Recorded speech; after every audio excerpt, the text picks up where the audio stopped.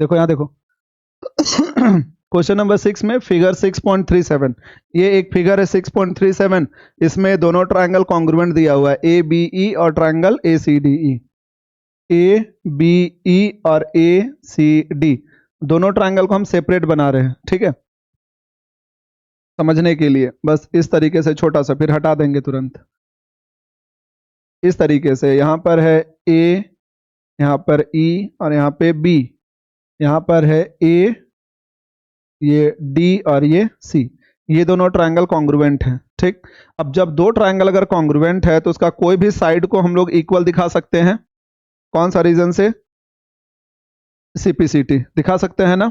हाँ, तो सबसे हम लोग बोल सकते हैं कि ये दोनों जब ट्रायंगल कॉन्ग्रुएंट है तो सीपीसीटी से ये और ये दोनों इक्वल होगा और ये इक्वल होगा, उसी तरीके से ये और ये भी इक्वल होगा, है कि नहीं है? समझ में आ रहा है? हाँ, तो अगर हम यहां से ये ए डी ए ई के इक्वल होगा, यहां देखो ये वाला ए डी ए ई के इक्वल होगा और दूसरा ए बी किसके इक्वल होगा? ए सी के इक्वल होगा। होगा कि नहीं होगा? यहां से देखो ना, वही चीज बता रहे हैं, ए ई ए डी के इक्वल होगा और ए बी ए सी के इक्वल होगा, बी डी और डी सी भी इक्वल होगा, लेकिन इसका काम यहाँ पे नहीं पड़ेगा, इसलिए हम लोग बस यही दोनों दिखा रहे हैं। कोई कंफ्यूजन है ना? है।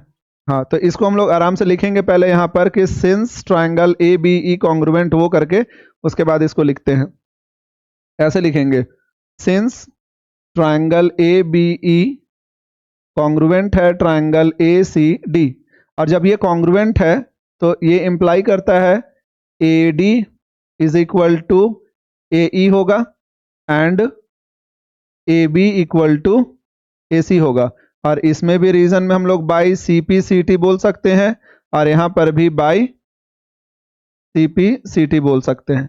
इसे ले लेते हैं इक्वेशन नंबर 1 और इसे ले लेते हैं इक्वेशन नंबर 2।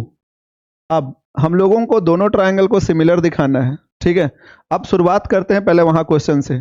यहाँ पर हम लोग ये लिख लिए, हालांकि ये जरूरत बाद में पड़ता, लेकिन हम पहले लिख लिए क्योंकि कॉन्ग्रुएंट है तो यही दोनों चीज आएगा और इसका यूज करना है। तो सबसे पहले हम लोग क्वेश्चन में आते हैं, जैसे हम लोग हर बार प्रूफ करते हैं उसी तरीके से, कि दोनों ट्रायंगल में हम लोग देखेंगे कि सिमिलर दिखाने के लिए क्या क्या चाहिए।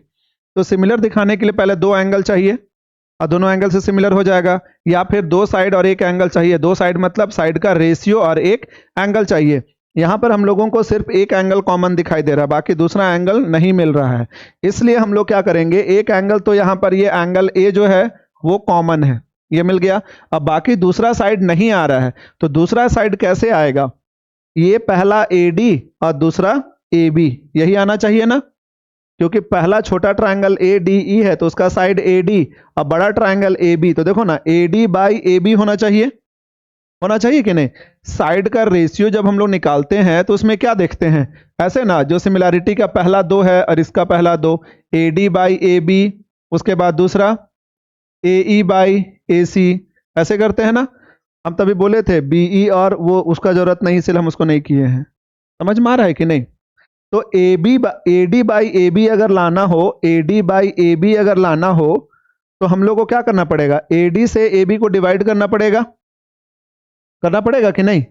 इसीलिए हम लोग ये दोनों इक्वेशन निकाले यहाँ कॉन्ग्रुएंसी से, और इक्वेशन 1 को 2 से डिवाइड कर देंगे। तो यहाँ पे लिखेंगे इक्वेशन 1 डिवाइडेड बाई 2, और 1 से 2 को डिवाइड करो, क्या आएगा, A D by A B equals to A E by E C, इसे ले लो इक्वेशन नंबर 3। कोई कंफ्यूजन है? अब दोनों ट्रायंगल का यूज करो, वो जो दोनों ट्रायंगल दिया है वो दोनों ट्रायंगल हम लोग क्या लिखेंगे यहाँ पर, in triangle A D E and triangle A B C, ये दोनों ट्रायंगल, इन दोनों ट्रायंगल में एंगल ए कॉमन है, तो angle A equals to angle A, और रीजन में क्या लिखेंगे, कॉमन। कोई कंफ्यूजन है?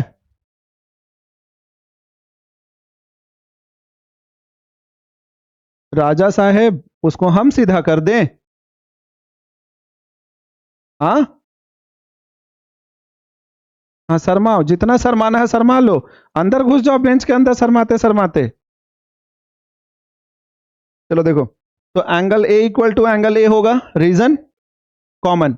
उसके बाद दूसरा ये हम लोग बोल सकते हैं फ्रॉम 3 करके, तो यहां पे लिखेंगे A D by A B A B equal to A E by E C, और यहाँ पे रीजन में क्या लिखेंगे, फ्रॉम 3, बस 3 लिखेंगे, जरूरी नहीं है लिखना। अब फ्रॉम 1 एंड 3 और इसको नहीं करेंगे और फ्रॉम 1 एंड 3 लिखेंगे तो थोड़ा कंफ्यूजन होगा उसमें, इसलिए क्लियर हम लोग ये निकाल लिए और यहाँ पे लिखेंगे डायरेक्ट फ्रॉम 3।